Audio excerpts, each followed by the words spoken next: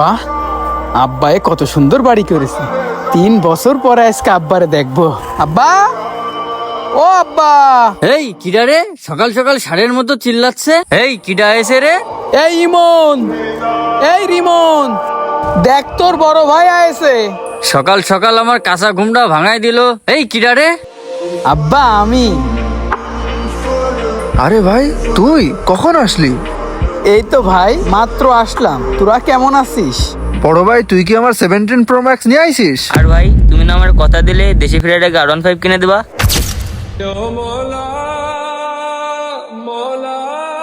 আব্বা, রাখ তোর আব্বা, তুই কি ছেলে খেলা পাইছিস যে হুট করে বিদেশ থেকে বাড়ি চলে আইছিস?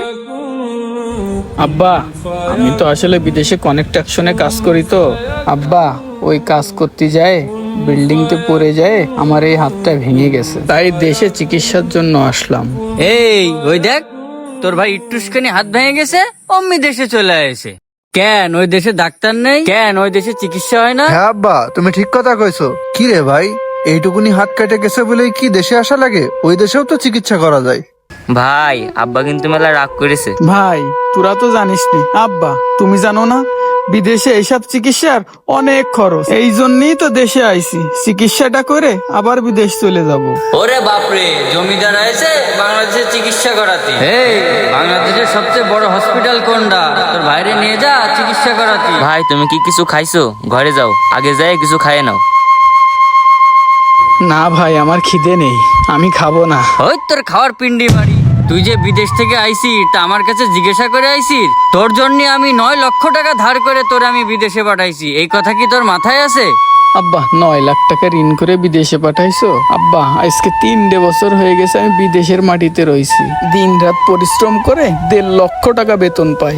আব্বা 50,000 টাকা আমি রাখি, আর 1 লক্ষ টাকা করে তোমারে প্রতি মাসে আমি পাঠাই। আব্বা এই 3 বছরে 3 বারং 36 লক্ষ টাকা পাঠাইছি আমি তোমারে। আর আব্বা বিল্ডিংতে পড়ে কোন রকম আল্লাহর রহমতে বাইসে ফিরে আইছি, মরেও তো জাতি পারতাম। তা মরলি না কেন? তোর মা মরে তোকে 3 ভাইরে আমার ঘাড়ে ঝুলে দিয়ে গেছে, আর তোর মা কবরে তো ভালোই আছে। ভাই এইটা নে।